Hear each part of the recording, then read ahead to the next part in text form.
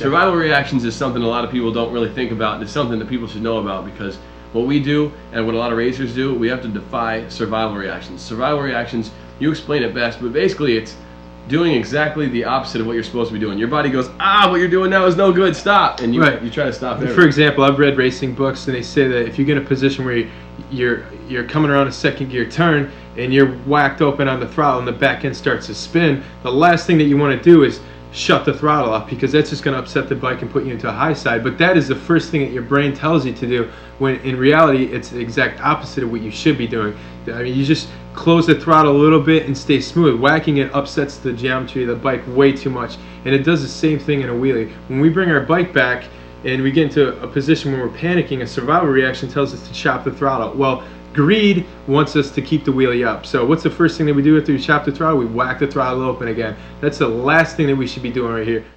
One important aspect of this sport to understand is there's always another wheelie, there's always another stop, there's always another opportunity. There's absolutely no need to try to squeeze the most out of your wheelie unless it's the last one that you're ever able to do.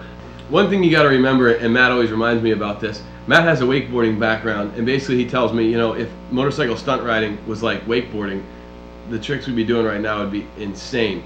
Thing is, you can always go 100% in wakeboarding, you know what I mean? You can always just go for it, and if you're falling in water. It hurts, don't get me wrong, it hurts, but you're falling in water. And like you say, you don't want to fall in concrete. You got to learn slower and slower, step by step. Our sport right now is pretty much the only sport where failure is not an option. Failure can sometimes result in death or hospitalization.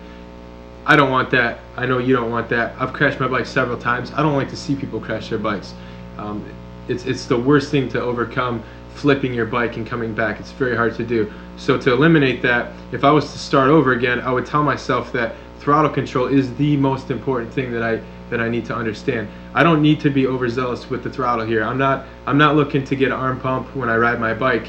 I'm staying consistently smooth on the throttle. That's what's going to keep me tracking straight. If I bring my bike back, I notice that it's always smooth when I'm bringing it back. It's when I chop the throttle and come off, when I get in a situation where a survival reaction kicks in and I chop the throttle, and then I'm like, oh, okay, I'm fine, and then whack the throttle open again, and then I get back to that point because I used too much throttle. I'm not being smooth, and that just translates to the bike being weavy all over the place. So that's the main objective of throttle control, is just to be able to maintain a smooth wheelie. My biggest problem growing up was throttle control, always. Like when you were a kid? Some people it's wetting their pants. Other people sleepwalking.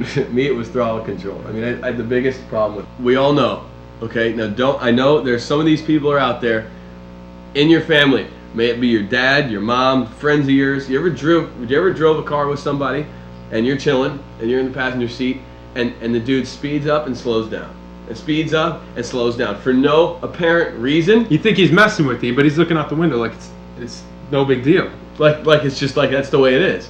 That is the classic throttle chopper syndrome. Now pay attention, that's the worst kind of syndrome to have. That's right up there with a lot of other main diseases. It's called throttle choppers. TCs. There's one way to correct that. TC's disease. You have to teach the people that the throttle is not a light switch. It's not on off, on off, on off. It's more of a dimmer switch.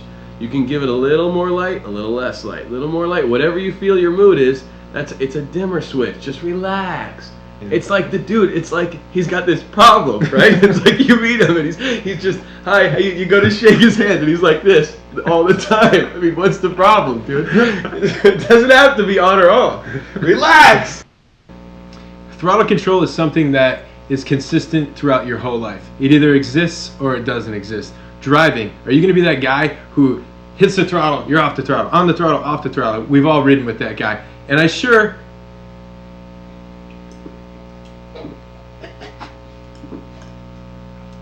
wouldn't drink like that. So why would I ride my motorcycle like that?